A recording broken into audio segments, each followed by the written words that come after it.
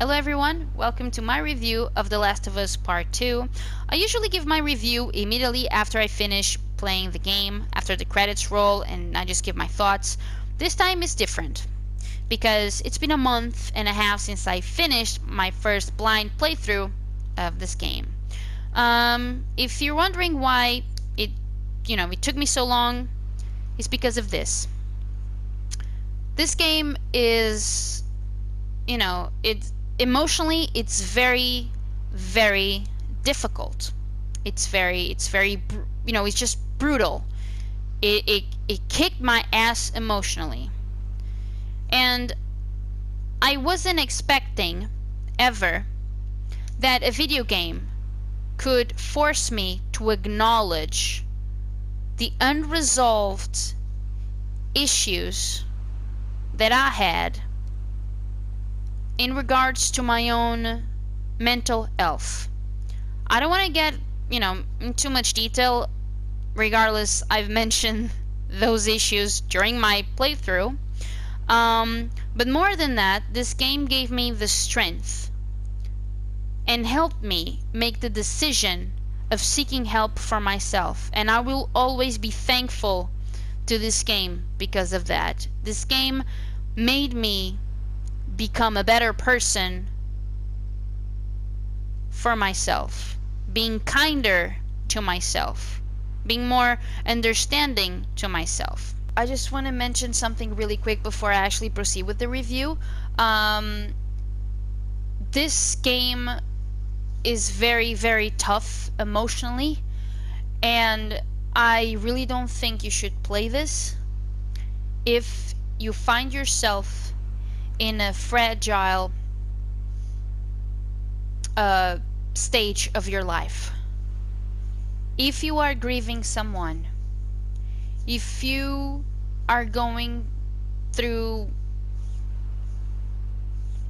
a loss, if you are grieving someone, if you have or if you're having a tough period with closer family members or people close to you for whatever reason, if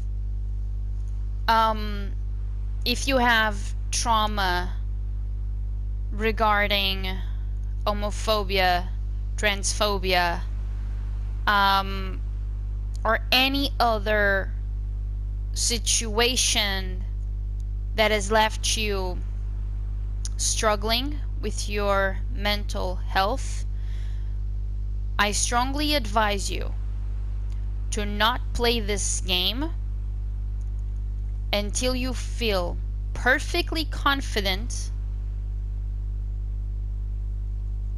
that you are in a healthy place, in a safe place in your life. When I play this game, I wasn't, and that's one of the reasons why it took me a month and a half to record this video. And if you're watching this and you're not in a good place, you're not in a safe place, you're not okay, please know that that's perfectly normal. We're only human, and please seek help if you need to. There's nothing to be ashamed of, and I can honestly tell you that I'm feeling much more stronger. I'm feeling much better since I made that decision, and I've started my therapy. So let's talk about visuals. This game is gorgeous. There's no escaping from that. The environments are absolutely stunning, very detailed. They just feel real. They are very immersive. The animations are perfect. Like the way that the world interacts with whatever the character's doing, and the other way around, it just fits.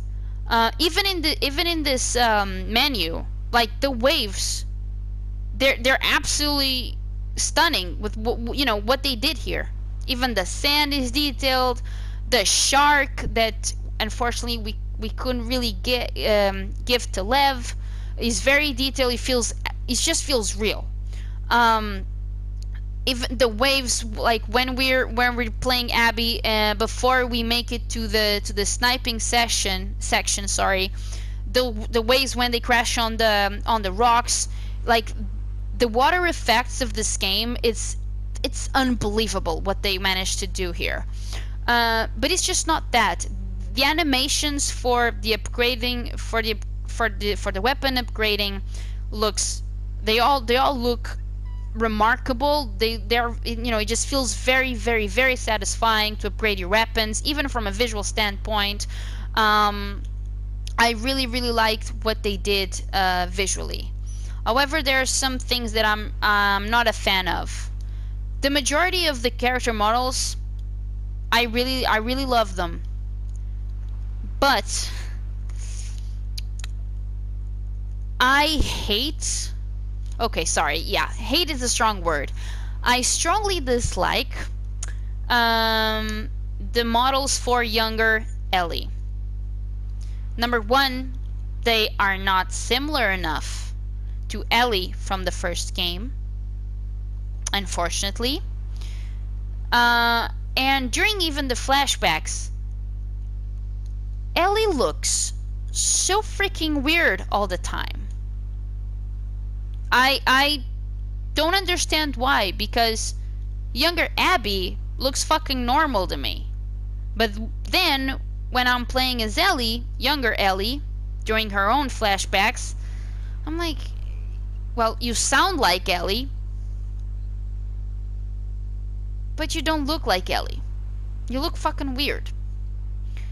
However, adult Ellie throughout the game, from present day Jackson to all the way to Santa Barbara, and when she returns to the farm,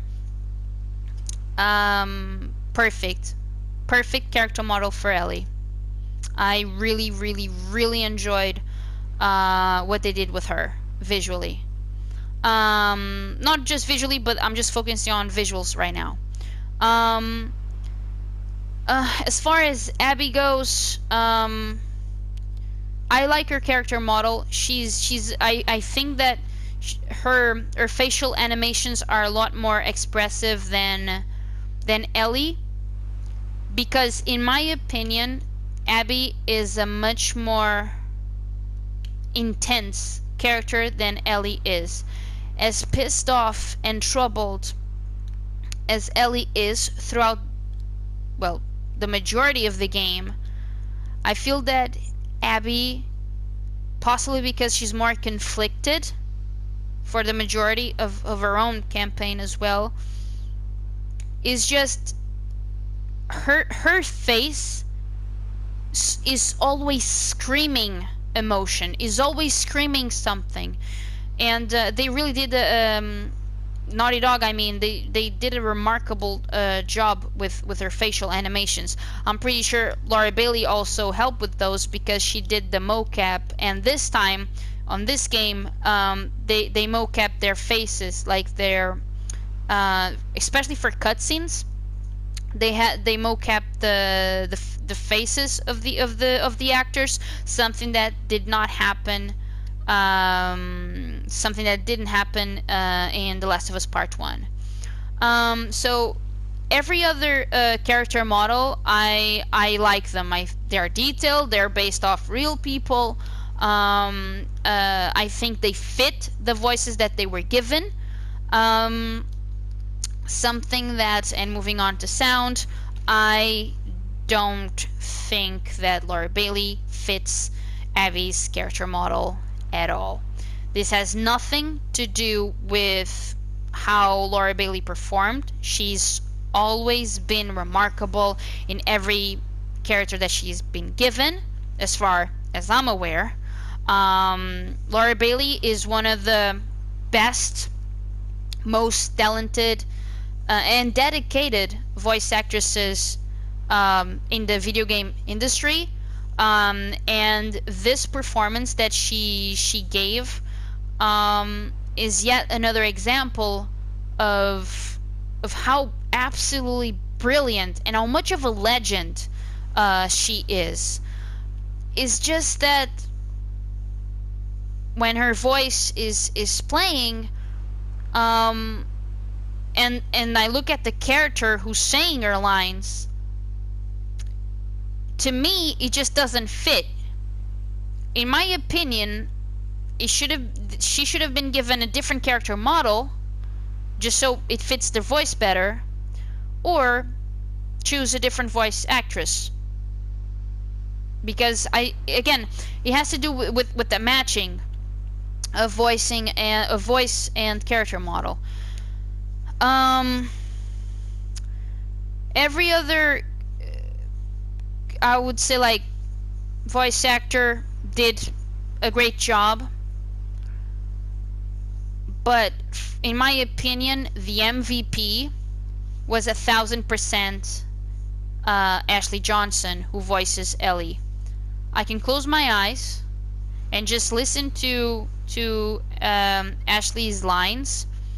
I don't need to see the cutscene to feel the emotion, to feel that I'm there, to feel that that's real.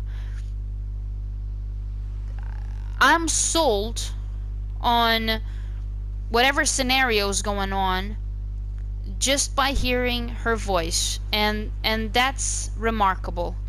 Um, every single scene that Ellie's in, every single line, there's a lot of work and dedication there.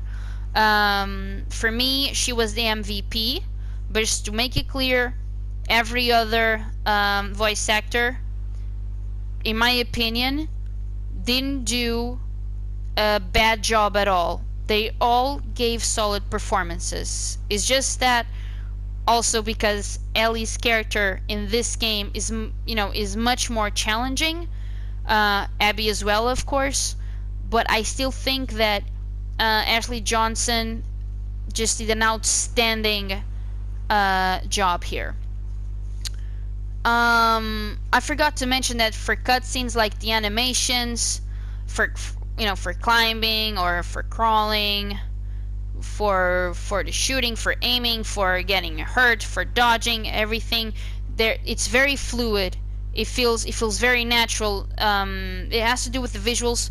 I just think that the like anything that is visual on the game besides the character models for young Ellie, and also the new Joel. I'm not sure if I mentioned this. I'm also not happy with the new Joel. The thing is, again, new Joel doesn't look like the Joel from The Last of Us 1, but it was like I got used to how he looks in this game. Something that it just did not happen for me in regards to how younger Ellie looks. I just want to clarify that. So one thing I must also address for in terms of the sound effects, in my opinion, were perfect. But there's an issue I have with the sound design.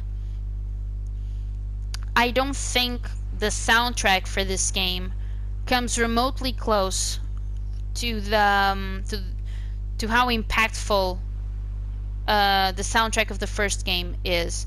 In this game, there's no menu music, as you can see.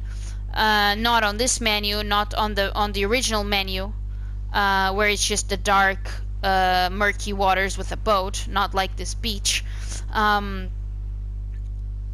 I think, in my opinion, of course, it lacks like an iconic theme. Like the soundtrack is not bad. I think it fits the game. It's just not as iconic as the soundtrack from the first game. So that's all I have to say in regards to the sound of the game.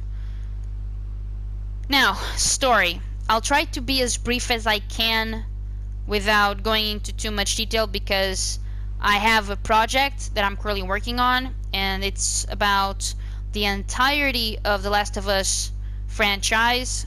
And for this video, I just want to talk about the main aspects. I love the story. I absolutely loved it. It was really painful to play through. uh, all the anxiety, all the pain. I was really distressed throughout the majority of it, but I absolutely loved it. For the majority of of the entire thing, it was really, really, really well made because of many factors. Um, the writing, for the most part, is actually pretty good. It just takes looking at the entire picture after finishing the game to actually understand that it is good. Because for most of it, I was just amazed at how atrocious the writing was. And since finishing it, there's two things that I feel that the writing just didn't quite add up. Which is Abby's willingness to torture and Dina's pregnancy. Everything else, I honestly think it's beautifully written. So starting with Abby, it doesn't make sense that someone in a day would go from fuck yeah, I love torturing people to holy shit, I can't imagine myself torturing. I'm referring to the huge difference that Abby goes from the first day in Seattle to the second day in Seattle. In the first day in Seattle, she reaches the fob with Manny, and on the building where she and Manny end up talking to Isaac, and we see Isaac for the first time. We as the player, of course. There's a cell with a Seraphite, at least one Seraphite in there, and Abby says after the date today, or whatever she said, like after the day we had, she wouldn't mind spending time with one of those guys. Like, that's a torture cell. She not only did she torture Joel, but torture is just something that she enjoys doing as a stress relief, to relieve Jesus Christ, to release stress. And a day later, with Lev, as they're going down the nearly destroyed building, through all the infected and shit, towards the hospital, the Wolf Hospital, Lev asks about Isaac and his torture methods, and even after Abby tells him that it's just not a good time to talk about it, Lev insists and asks her if she had ever tortured someone. And she's very disgusted with herself at that point. But see, it's just been one day, and for someone like, here's my take on this: anybody who tortures someone else doesn't have the ability to feel that much empathy for anyone, because empathy and the ability or the willingness, whatever you want to call it, to torture someone are opposites. They are not compatible. Someone who tortures has no empathy whatsoever. It's a fucking psychopath. I don't know how else I can explain this. So if someone tortures people and the next moment or in a day they're going through Like they're risking their lives over and over and over and over again to help someone else. It just can't be like these actions cannot possibly be performed by the same character. And you can tell me, well, they clearly were because you've seen the game. Fair enough, but it's just poorly written. Because realistically, that wouldn't happen. If you torture someone, you're not gonna be someone that feels empathy towards another. You don't. So, like, yeah, she can be violent and she can feel the thirst for revenge for people, and she can, you know, punch them, shoot them, hit them with sledgehammers and whatever. But torturing, like, that's taking, like, that's a whole nother level of violence and ruthlessness. So it just doesn't make sense to me.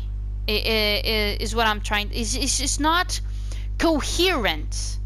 Abby's um,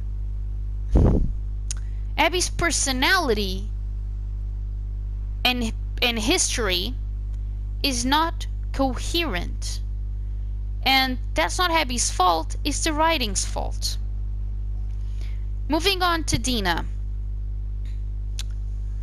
You try to tell me, writers, that out of all the sexual encounters between Jessie and Dina, she would conveniently get pregnant on the last one. Isn't that convenient for the story and game, and actually for gameplay purposes, to separate Ellie from Dina? Isn't that convenient to cause this tension and this worry on how their relationship will progress, because Jesse now cannot be apart from Dina because he's the father of her kid? And how will Ellie participate in that triangle? And yeah, Jesse doesn't make it, but that's the purpose of his appearance in Seattle eventually. And then, and actually, also let's use JJ to explain that Ellie is struggling to talk about Joel and what Joel means to her, to JJ, unlike Dina does regarding Jesse. Because in Ellie's diary, we see that she writes about Dina talking about Jesse all the time with JJ, and now she cannot do the same regarding Joel. I don't think the baby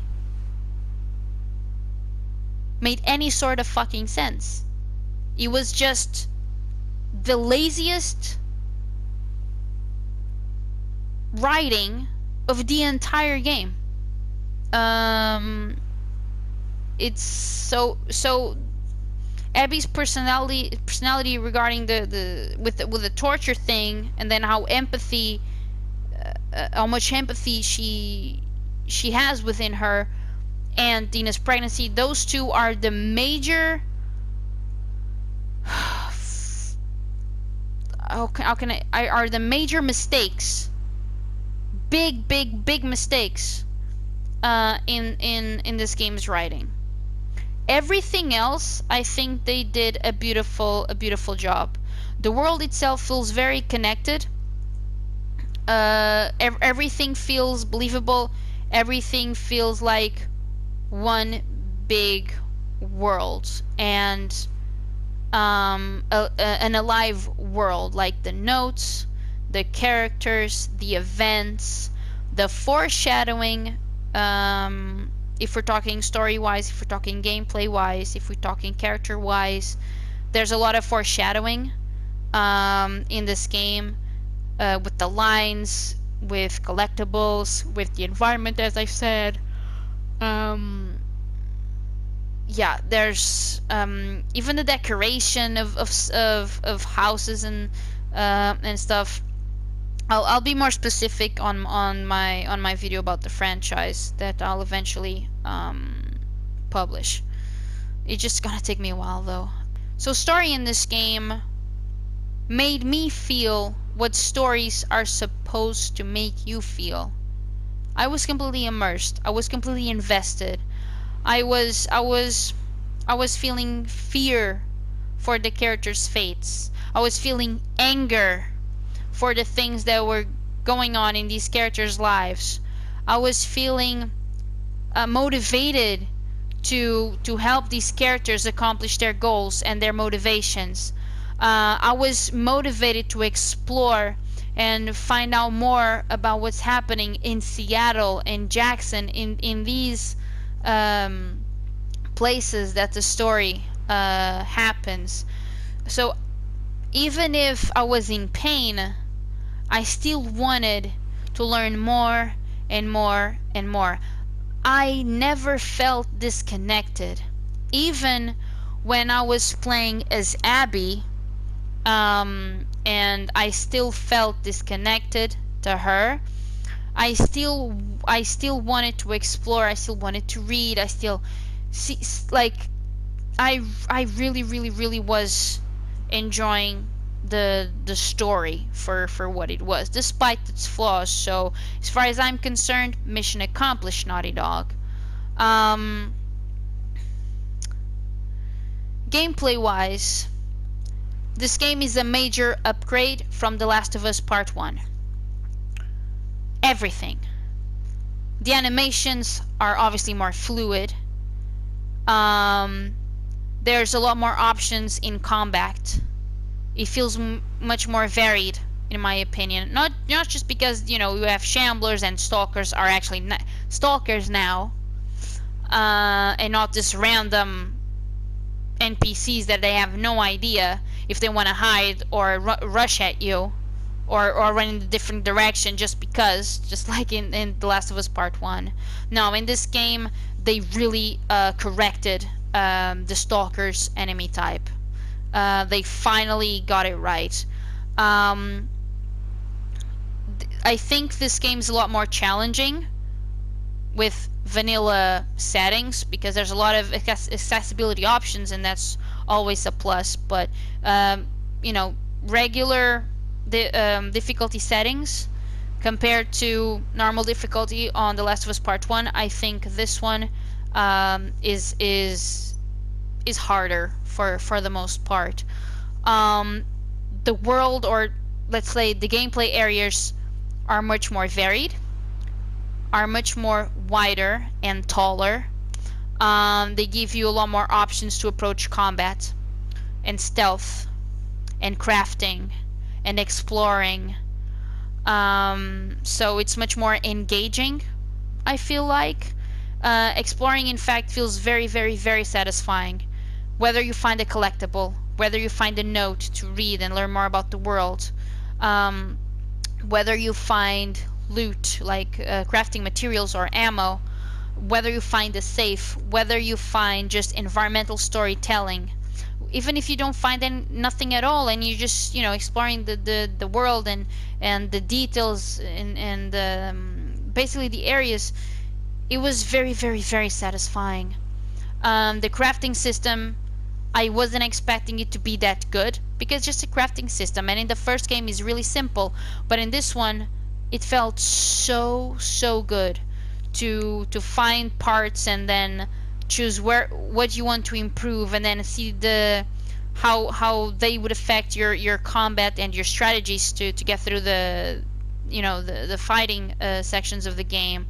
I really, really, really loved the crafting system. I wasn't expecting to like it so much, but they absolutely did a remarkable job. Um, the puzzles itself for the game, I also found them a lot more engaging. However, the safe combinations and stuff, like some of those things are just, my goodness. I definitely needed to check them here and there. Like, they're not impossible, but like like, some things are so hard to see that I didn't really like. Thinking of things hard to see, the game, obviously, as I said, is a lot more wider. There's a lot more options for you to explore. I hate when a game isn't very clear on what is the optional path and what is the story path. I wish there was like, even if it's immersion breaking, but I feel there was like these subtle indicators of, hey, there's this area you can explore if you want, but progress is more that way. I wish there was more of that, because if you progress the story, then you can't go back to pick up whatever you might have missed. So I wasn't really too happy with that. But overall, like, I really like the new, more open, more more like the bigger areas to just play and explore. Those were really fun to play in. What else can I say about the gameplay? Right, the combat, especially the fighting, took me a long time to get used to. I should have, now that I edited the footage, I see that I should have messed with the sensitivity options more. But I was just hoping that eventually I would just get used to them, and that didn't really happen. But because I was playing on normal or moderate difficulty, it wasn't really such a big deal. So my gameplay wasn't the best by any means, because of that. But it still feels like a major step up. There's a lot more options on how you can fight and address, or take on the enemies, with the stealth in the grass, with going on top of them, with the silencers, with the difference between a crossbow and a bow. Again, the difference between Ellie and Abby, fighting style, let's put it that way. It was really cool to have that, like, to have one campaign that feels like this and the second campaign that feels like that, and I really enjoyed that change of pace, let's put it that way. In fact, of gameplay, I find, gameplay wise, the Abby's campaign to be much more enjoyable than Ellie's campaign, because Ellie's campaign, see, in The Last of Us Part 1, one of my favorite things to do was feeding knuckle sandwiches to runners. Like, I'm just going there and I'm just punching everyone to death, as long as it's a runner. In this game, Ellie doesn't punch. She always has her knife, her trusted knife, her mother's memento on her hand. So when you want to do a strike, you're just stabbing. And when you play as Abby, if there's no melee weapon, she goes with the fists, or the knees, or the boot to the face. That felt so satisfying. See, the melee combat with Abby is so satisfying. It was really fun to play as her, and have a gameplay style that's way more similar to Joel than Ellie is, and obviously that is meant to be a parallel. So yeah, gameplay, it's a lots of fun. So this was my review for The Last of Us Part 2. I had to address a few spoilers here and there, because I feel that if I didn't, I wouldn't be able to properly justify why, to me, this game is a 9 out of 10 and not a 10 out of 10 if it's my favorite game of all time, because it is. Feel free to disagree of my thoughts, of my views on my on the comment section of this video. I would love to discuss about this game. I understand it's decisive, and obviously, you know, people are different, and therefore they have different views, different tastes, different perspectives. But this is mine, Thank you so much for watching. I really appreciate it. A quick update about my The Last of Us franchise project. I'm working on it. It's still on the early stages of, let's say, development. I'm finishing the first draft. I have a lot of work ahead of me, but I'm really excited. So if this is something that you would be interested in, I have my Twitter on the description, and you are welcome to follow me there, because that's actually where I'll be posting the updates for on how that video is coming along. This is my favorite game of all time. I didn't expect to feel this way about this game, to be completely honest, but I do. This is a game that I started, or that introduced me to a character and shortly after made me hate her. And after finishing the whole story, I love her. I may not see her in my heart as number one, because that is Ellie for me, but she got close. And when you, like, that evolution of going from hatred to love, that is very difficult, was very difficult to achieve. In fact, it's just remarkable. It's like it's unthinkable, like it's just impossible in my mind. But then I played and I was proved wrong. And I need to congratulate and appreciate the hard work and effort that Naughty Dog put in this game, and making this story come to life. They thought outside of the box. They were ambitious, and they took risks. And in my opinion, it paid off. It's very, very, very unfortunate that the leaks happen, and that motherfuckers don't separate things and just decide to just make a bunch of death threats to people, and like, this is just fictional. I love this game, and although I admit there's flaws, if I hated this game, like, there's so many games that I absolutely hate, and I don't understand what the fuck, like, all the waste money and the resources and time that that was put in making them, and it never crossed my head to just find whoever created the game and just threaten them. That's just absolutely inexcusable. So yes, absolutely feel free to disagree with me and share your opinions and thoughts and views and perspectives on this game or the franchise or whatever you want, but please do it respectfully.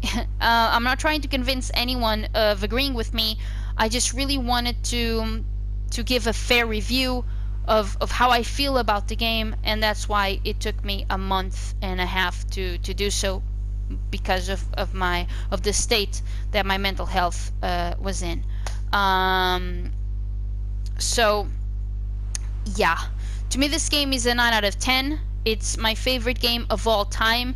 A complete surprise to me. I was not expecting that, and because of a few flaws here and there, it would be unfair if I gave it a 10 out of 10, because I think this game could be even better.